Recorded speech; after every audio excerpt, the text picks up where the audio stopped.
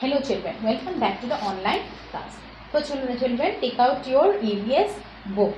Take page number 18. In the last class, we were discussing about chapter 11. Okay, that is the United Nations. So today we'll finish the rest of the portion. So take out page number 18. Special agencies of the UN. There are independent bodies working under the Economic and Social Council. The important areas they work in are food for all, health, education, culture and eradication of poverty. Some of the agencies are, now as we have already discussed, that the Economic and Social Council was to look after the United Nations agencies. That means the agencies which used to look after the food, eradication of poverty. Okay, so directly they cannot look one by one people or one by one countries, and it is they, that is why they look after the agencies. And now let us see now what are the UN agencies.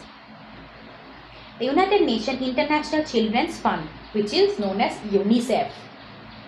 This agency works for the children of the world. Now UNICEF is an agency which works for the children all over the world, that they are getting education or not, that they are getting enough food or not. Okay, it tries to ensure that children get adequate nutrition, education, health, protection and clean water. So it is their duty to see. That is the UNICEF.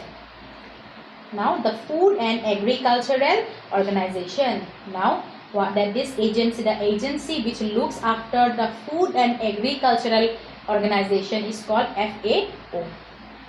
This agency tries to ensure that every person in the world, okay, remember world, has food to eat. It helps farmers grow more food by providing them with better seeds, fertilizers, irrigation facilities and insecticides.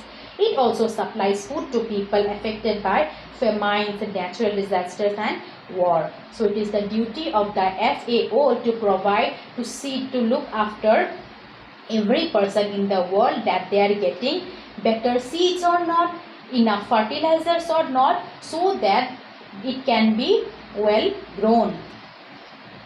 Okay, and it also during the earthquake, okay, during the earthquake, it is not only one country who is helping out, it is the food and it is the FAO who used to provide supplies of food to the affected people by tsunamis, suppose earthquakes or any natural disaster. Now World Health Organization. Now you know this, the impact of lockdown. Why we are in lockdown? Because of corona. And this is what? This is an overall global disease. It's not only in India, not only in Russia, not only in America. It is a global disease, okay, which has been spread internationally. And this matter is in the hand of WHO? That means World Health Organization. This body works against the eradication of diseases. Now it is the work of this organization to remove the disease from the world, like malaria, tuberculosis, HIV, Ebola, now corona also. Okay. The United Nations Educational, Scientific and Cultural Organization, UNESCO. This agency undertakes literacy and teacher training programs. Now what is the task of this agency? To make person literate and to give teaching training programs. It also works to protect the cultural and national heritage of a number of member countries. It also works to protect the cultural and national heritage of the member country. International Labour Organization. Now by the name only suggests labor, that means this agency will look after the condition of the labor. Okay, this agency works to improve the working conditions and living standards of workers around the world. So it is the task of ILO to look after the living standards of the workers in a global way. Now achievements and the failures of the UN. Now let us see about what are the achievements they have achieved and what are the failures they have faced. In its almost 70 years of existence, the UN has had some achievements and some failures. The UN has managed to safeguard the world from the Third World War. See, if there had been no UN, then there would surely be World War III. So these they have prevented from what? They have prevented from World War III. The United Nations has been able to free many countries from foreign rule. So it has also been contributed to to make free from the foreign rule. The UN sends peacemaking forces to places where war has just ended to ensure that peace is maintained. So wherever there is war, so these UN sends forces to keep peace. The movement against apartheid was also started by the UN. Apartheid means a political system in which people of different races are separated. The UN has fought against illiteracy, hunger, disease and climate change to make this world a better place. Okay. Now this UN has also fought against the illiteracy, hunger, disease. Here. Now, however, it failed to stop the spread of nuclear weapons across the globe. Now, what are their failures? Failures mean they have failed to stop the spread of nuclear weapons. That means anyone can use the nuclear weapons. They have failed to stop it. It has failed to make its member countries reach an agreement on climate change and the steps to be taken to prevent it. They have also failed to make an agreement on climate change.